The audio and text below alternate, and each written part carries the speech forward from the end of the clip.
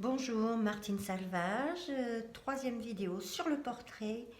Voilà, là on va voir en fait un trois quarts penché.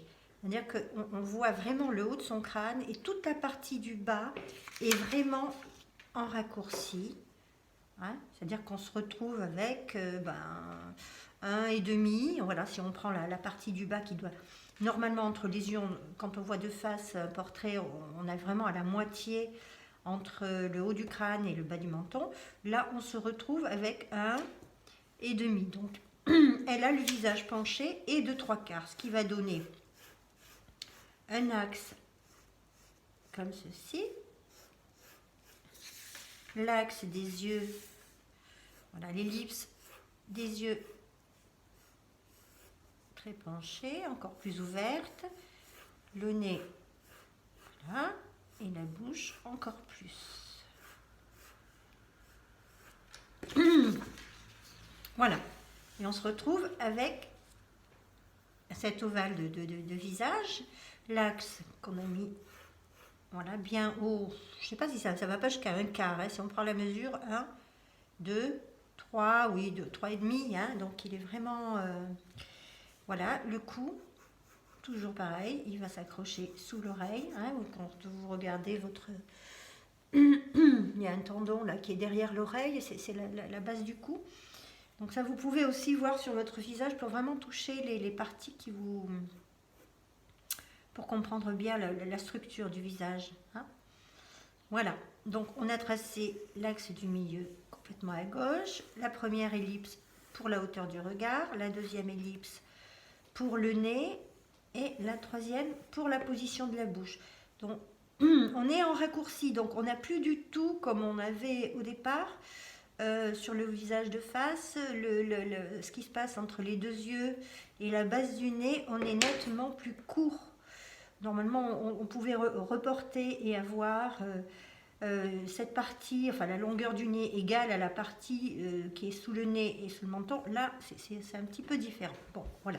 Ça dépend des visages aussi, mais c'est vu en raccourci, donc on perd un peu ses repères. Donc, vous posez cette base, et là, on va arriver à la dernière étape.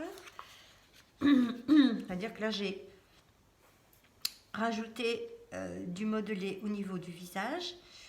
L'axe du milieu, les yeux sont vus d'en dessus, donc on a la vue de la paupière, en plus elle a les yeux fermés, donc c'est bien, ça change un petit peu, ça vous apprend plein de choses. L'arête du nez, la lumière vient de gauche, hein, donc l'arête du nez là, elle est très légère. On va gommer l'axe principal et on va passer à l'ombrage, aux ombres, pardon. Donc vous voyez, la lumière vient de gauche, vous le voyez, cette partie est beaucoup plus sombre, l'ombre du nez est beaucoup plus forte aussi de ce côté, la paupière beaucoup plus sombre là, voilà. Et là, nous avons l'ombre du visage qui se reproduit, qui fait sur le cou, hein, donc ça c'est une ombre portée, et ça c'est une ombre propre. L'ombre propre, c'est l'ombre qui est faite sur le visage, parce qu'elle est dans l'ombre en fait. Hein. Le soleil ne vient pas, la lumière ne vient pas sur cette partie. Elle l'éclaire d'une façon globale, mais pas directe. Et l'ombre portée, c'est l'ombre que fait l'objet ou le visage sur la surface sur laquelle elle est. Donc là, il s'agit du cou. Hein. Ok, bon, ça s'applique à tout, hein, un bouquet, un objet, ça demande à être observé. Voilà. Et donc là, je vais commencer à poser les ombres. Donc moi, j'aime bien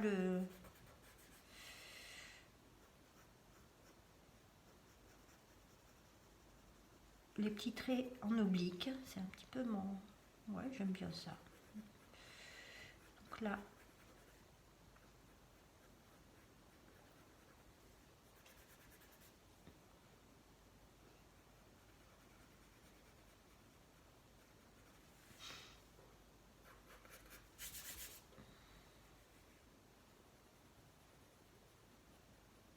l'ombre portée du nez, en fait. Ouais.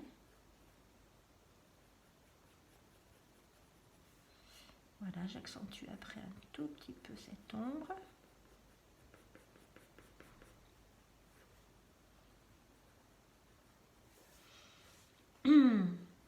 Là, on voit son œil quand même, derrière ses sourcils. Bon, bah ça, c'est les cils hollywoodiens. Hein. J'imagine que c'est pas ces cils. Hein. Voilà. Alors, les dents, toujours très compliqué de faire les dents. Il faut rester très, très, très léger. Voilà. Ouais.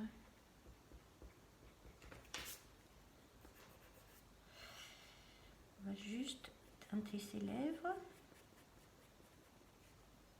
Cette partie aussi.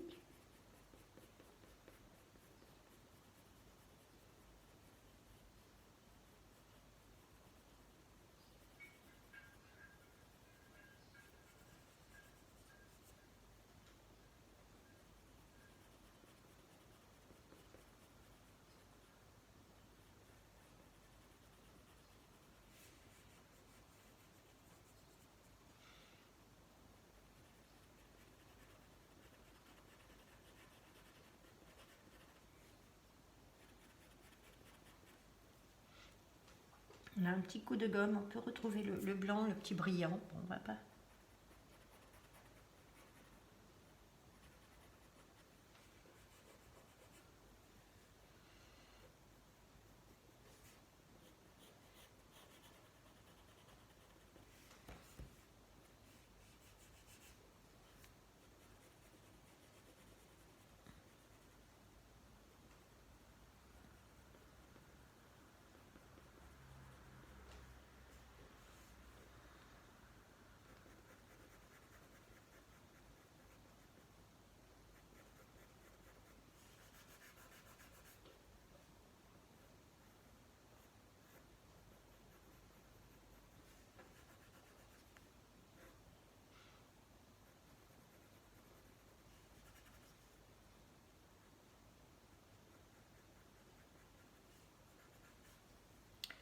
Voilà, la partie du visage à droite qui est beaucoup plus sombre.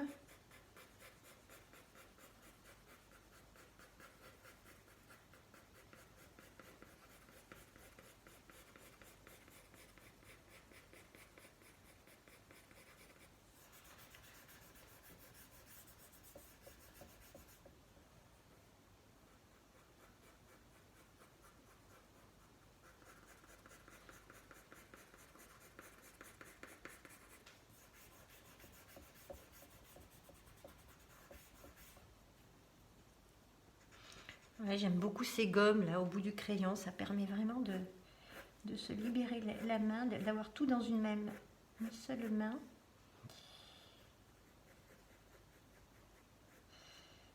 Et ça s'achète par internet, ça se trouve pas du tout dans le commerce pour l'instant. Voilà, voilà, l'ombre portée du visage sur le cou.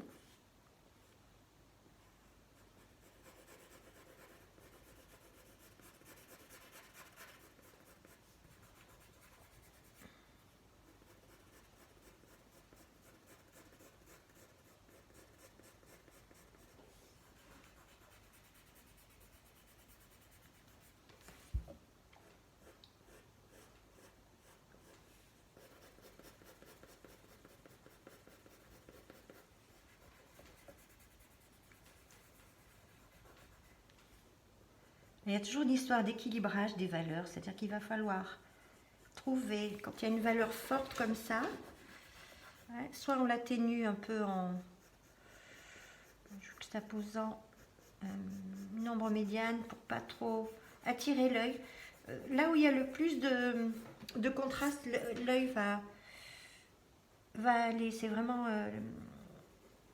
voilà, si vous voulez faire un point où l'œil se rassemble, vous contrastez énormément une partie de votre dessin. Et là, oh, l'œil va vraiment en premier à cet endroit-là. Hein.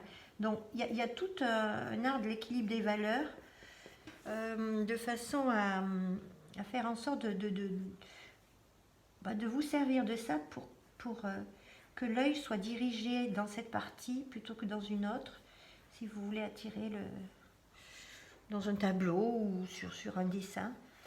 C'est là que vous allez mettre le plus gros contraste. Donc il faut éviter les parties qui ne vous intéressent pas, vous évitez de trop contraster, parce que voilà. monter un petit peu. Voilà.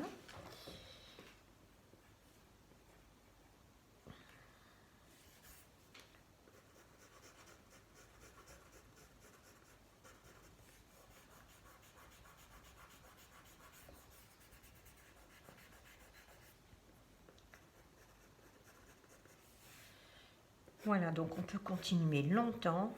Peut-être pas le but de l'exercice non plus. Ouais. Parce que le but, c'était quand même de vous faire comprendre comment fonctionnait un visage, 3/4, raccourci, penché vers le bas. Voilà. Hein? Bah écoutez, à très bientôt. La prochaine fois, on aborde le visage en fait vu d'en dessous, c'est-à-dire qu'au lieu d'avoir une vision plongeante, on va avoir une vue qui va venir d'en dessous, qui va... Donc on va voir le dessous du nez, le dessous du menton, maxillaire. Voilà. Bah, écoutez, à très bientôt. Et si vous avez aimé la vidéo, si vous aimez les vidéos, bah, n'hésitez pas à liker. Vous pouvez aller sur... vous retrouvez toutes ces vidéos sur mon site atelierms.com et ma chaîne YouTube. À très bientôt. Au revoir.